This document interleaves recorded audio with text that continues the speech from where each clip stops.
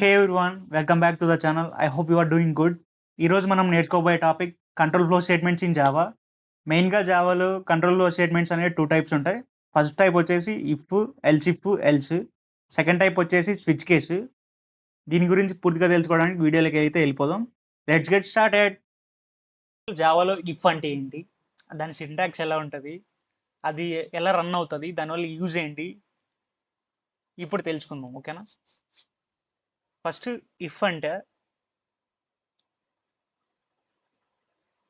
if is a conditional statement.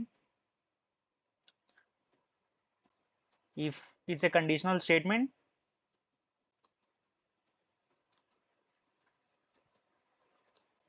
which is used to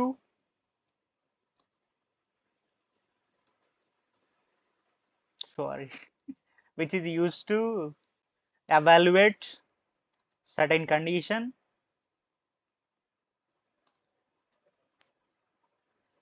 whether it is true or false.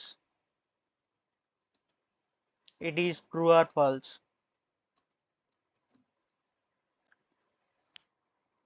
If condition అంటే మనం ఒక condition ఇచ్చేసి దానికి either ఇది true ఆ ఫాల్స్ అని చెక్ చేసి ఒక కండిషన్ అంటే ఒక బ్లాక్ లోపలికి అలౌ చేస్తుంది.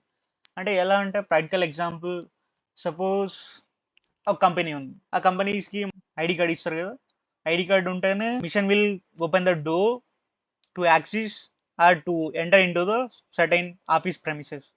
అలాగనమాట. వాళ్ళ దగ్గర ఐడి కార్డు ఉంటేనే అది వ్యాలిడ్ అయితేనే వాళ్ళని లోపలికి అలో చేస్తుంది. అది ఒక ప్రాక్టికల్ ఎగ్జాంపుల్ అనుకోండి. ఇప్పుడు సింటాక్స్ ఎలా ఉంటుందంటే if condition if open parenthesis and open curly braces, ఇది సింటాక్స్. మనం కావాల్సిన కండిషన్ ఇక్కడ ఈ పారాంథసిస్ కనిపిస్తుంది కదా, ఈ పారాంథసిస్ లోపల మెన్షన్ చేయాలి, అంటే స్పెసిఫై చేయాలి.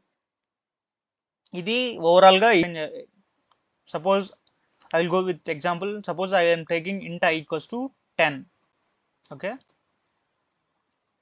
If I specify I less than 20, then you will go inside and you will print something.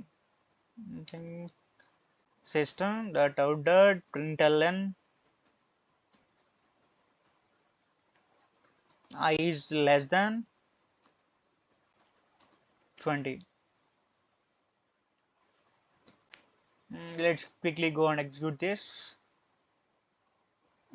Boom. We have I is less than 20 because ఎందుకంటే ఇది ఐ అనేది 10, మనకి 10 అనేది 20 కన్నా తక్కువే కాబట్టి ఈ దీన్ని బ్లాక్ అంటాం. ఈ ఓపెన్ కర్లీ బ్రేసెస్ కనిపిస్తుంది కదా, ఈ కర్లీ బ్రేసెస్ నుంచి ఈ కర్లీ బ్రేసెస్ వరకు బ్లాక్ అంటాం.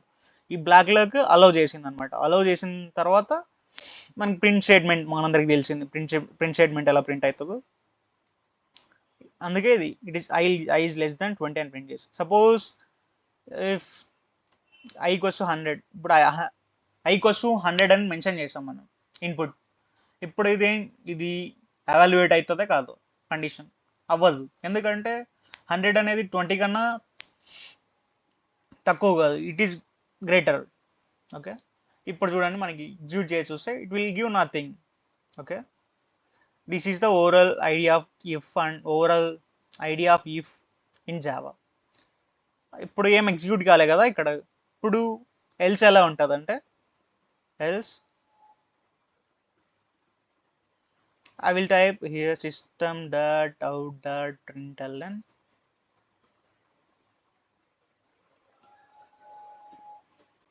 I is greater than 20. ఇక్కడ ఇప్పుడు ఎల్స్ స్టేట్మెంట్ అనేది ఏం చేస్తుందంటే, సపోజ్ ఈ కండిషన్ ఇక్కడ ఫెయిల్ అయిందనుకో, ఇక్కడ డైరెక్ట్ ఈ కండిషన్ ఈ బ్లాక్లోకి వెళ్ళదు, ఈ బ్లాక్లోకి వెళ్ళనప్పుడు ఎల్స్ స్టేట్మెంట్ అనేది ఎల్స్ స్టేట్మెంట్ బ్లాక్లో ఏదైతే ఉంటుందో అది ఎగ్జిక్యూట్ చేస్తుంది ఇక్కడ అనమాట. The main reason and main thing about else is if the condition will not executed in the upside, which means the if condition అనేది అది ఫెయిల్ అయింది అనుకోండి, డైరెక్ట్ ఎల్స్ కండిషన్ లెక్క వచ్చేసి ఇది ఎగ్జిక్యూట్ చేస్తుంది. ఇందులో ఏముందో అది ఎగ్జిక్యూట్ చేస్తుంది మొత్తం. ఇది ఐడియా ఎల్ స్టేట్మెంట్. ఇప్పుడు రన్ చేసి చూద్దాం. ఇందాక ఏం వచ్చింది, మనకి నథింగ్, ఏం రాలేదు ఇక్కడ. ఇప్పుడు చూద్దాం. C I is greater than 20. ఈ కండిషన్ ఫెయిల్ అయింది కాబట్టి ఇక్కడికి వచ్చి I ఈజ్ గ్రేటర్ దెన్ 20 అనేది ఇక్కడ ప్రింట్ చేసింది అనమాట. ఇది క్లియర్ కదా? If else statement clear.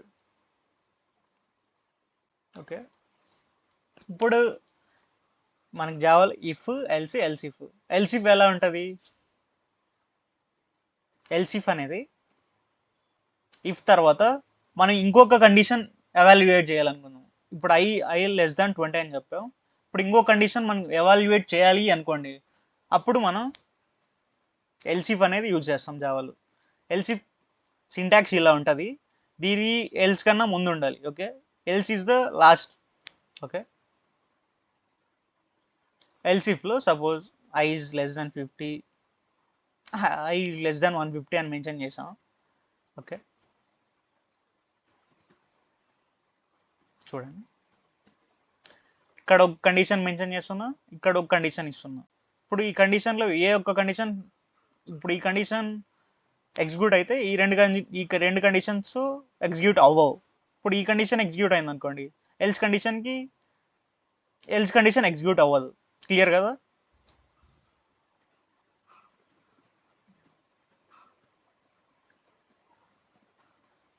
I is less than 150.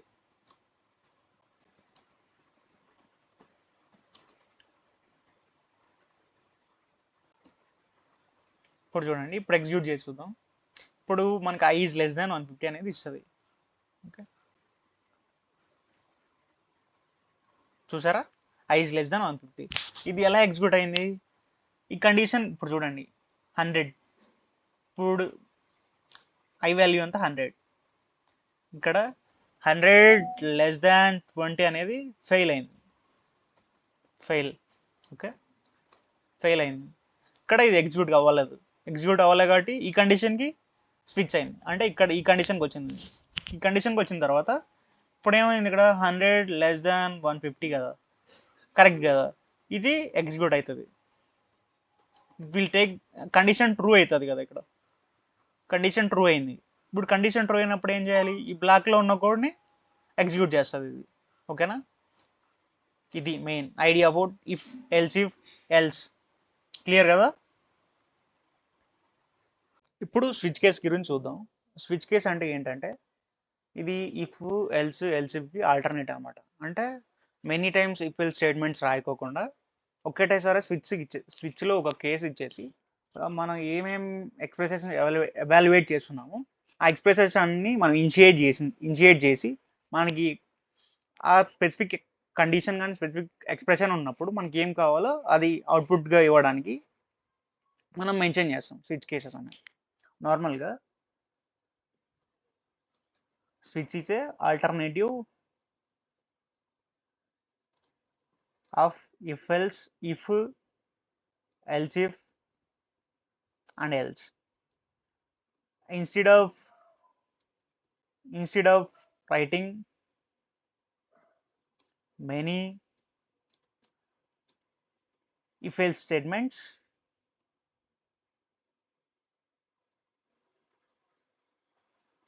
we go for switch case. This is the idea and this is the intuition behind the switch case. Okay, దీని syntax ఎలా ఉంటుందంటే జావాలో switch, ఇక్కడ మనకి ఏ expression కావాలో ఈ parenthesis లోపల మనకి ఏ expression కావాలో ఆ ఎక్స్ప్రెషన్స్ రాసుకోవచ్చు.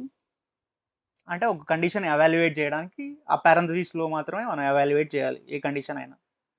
ఇలా కేస్ అనేది కేస్ 1 ఇలా ఇనిషియేట్ చేయాలి. మనకి ఇలా కేసెస్ ఉంటాయి, మనకు కావాల్సింది ఇచ్చుకోవచ్చు. కేస్ 1, కేస్ 2 ఇలా ఉంటాయి. ఇది సింటాక్స్ అనమాట, ఓవరాల్ సింటాక్స్ ఇది స్విచ్. ఇట్లా కేసెస్ ఉంటాయి. ఇప్పుడు ఎగ్జాంపుల్ తీసుకుంటే, సపోజ్ ఒక క్లాస్లో 3 అబ్బాయిలు 2 అమ్మాయిలు ఉన్నారు అనుకోండి. ఒక్కొక్కరికి ఒక రోల్ నెంబర్ అనేది ఇనిషియేట్ చేస్తాం కదా.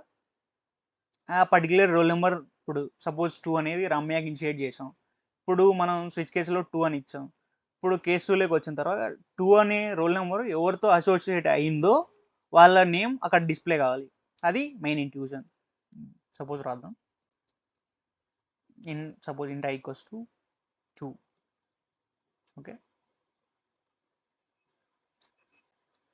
Suppose I will write here. Suppose Raju system.out.println Raju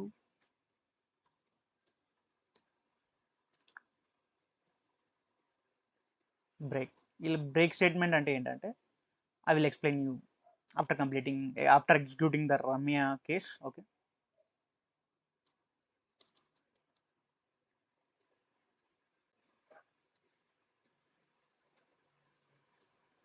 Ramya.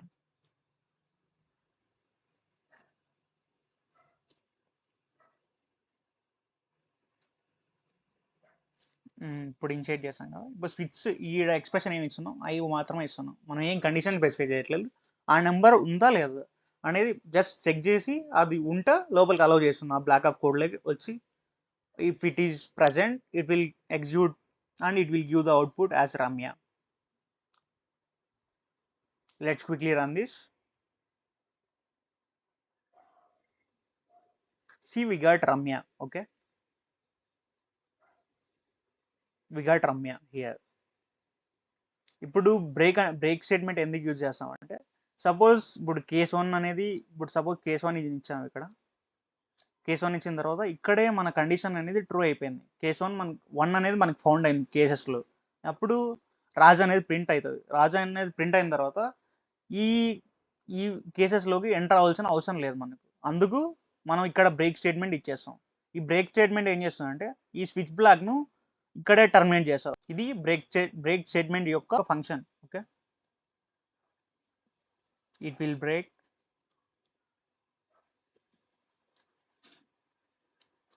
switch case black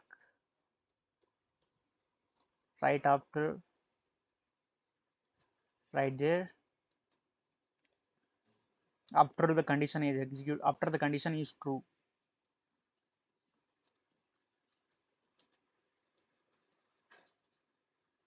Okay, the break యొక్క స్టేట్మెంట్ అండ్ బ్రేక్ యొక్క డెఫినేషన్. ఓకే, ఇందులో మనకి డిఫాల్ట్ అనేది ఫీచర్ కూడా ఉంటుంది. ఈ డిఫాల్ట్ ఫీచర్ యొక్క మెయిన్ రీజన్ ఏమంటే ఇప్పుడు సపోజ్ మనం ఇచ్చిన కండిషన్స్లో ఈ కండిషన్స్ మొత్తం ఎగ్జిక్యూట్ అవ్వలేదు. ఫర్ సపోజ్ నేను ఇక్కడ 10 అనేది ఇన్పుట్ ఇచ్చా. ఇప్పుడు 1కి మ్యాచ్ అవ్వదు, 2కి మ్యాచ్ అవ్వదు. ఓకే, ఇప్పుడు 1కి 2కి మ్యాచ్ అవ్వలేదు. ఇప్పుడు ఏం చేస్తున్నా sum.out.println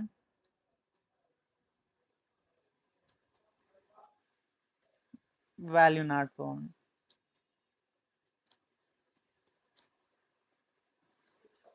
ఇప్పుడు చూద్దాం ఇప్పుడు అవుట్పుట్ ఏమి ఇస్తుంది.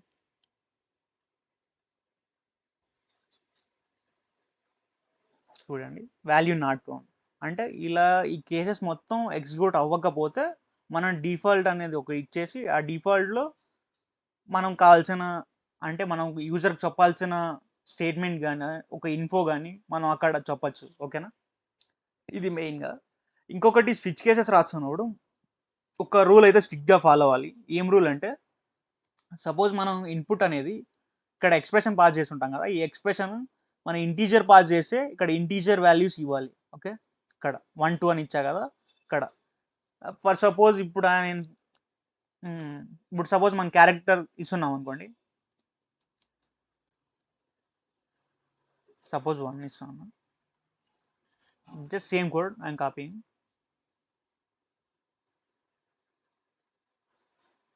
ఇలా ఇచ్చేసి just I'm changing I to C. ఇప్పుడు ఇలా రన్ చేసి అది ఎర్రర్ ఇస్తుంది. ఓకే, 1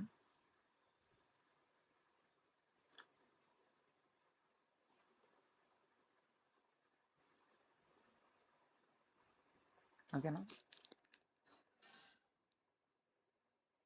ఇప్పుడు చూడండి రాజు అని చూపించింది. ఇందాక ఏం చూపించింది మనకి వాల్యూ నాట్ ఫౌండ్ అని చూపించింది. ఏం చూపించింది 1 అనేది ఇంటీజర్ వాల్యూస్ కదా! ఇదేం ఎర్రర్ ఇవ్వదు. అంటే మనకు వాల్యూ ఉందా లేదా చెక్ చేస్తది ఫస్ట్. మనం క్యారెక్టర్ ఇస్తున్నాం. ఇక్కడ ఇంటీజర్స్ ఉన్నాయి. అప్పుడు మనకు కావాల్సిన వాల్యూతో మ్యాప్ అయ్యుండదు అది. ఓకేనా? ఇప్పుడు చూడండి. Value not found. అందుకు మనం ఏ డేటా టైప్ అయితే ఇస్తున్నామో ఇక్కడ కేసెస్‌లో కూడా అదే డేటా టైప్‌తో ఆ స్విచ్ కేస్ కావాల్సిన కేసెస్ నంబర్స్ అనేవి ఆ స్పెసిఫిక్ డేటా టైప్ ఏదైతే ఉంటుందో అదే డేటా టైప్‌తో మనం ఇవ్వాలి. ఓకేనా? ఇన్ కేస్ టాపిక్ మొత్తం మీకు అర్థమైనట్టుంటే ప్లీజ్ ఒక లైక్ కొట్టండి. అలానే ఛానెల్‌ని సబ్స్క్రైబ్ చేసుకోకపోతే ఛానెల్‌ని సబ్స్క్రైబ్ చేసి పెట్టుకోండి. ఎందుకంటే ఇది ఇంకా బేసిక్కే. మా ఛానెల్‌లో advance playlist and advance videos రాబోతున్నాయి. అందుకోసం మన ఛానెల్‌ని అయితే సబ్స్క్రైబ్ చేసుకొని నోటిఫికేషన్ అయితే ఆన్ చేసుకోండి. Until then bye bye. Take care. Will meet in next video.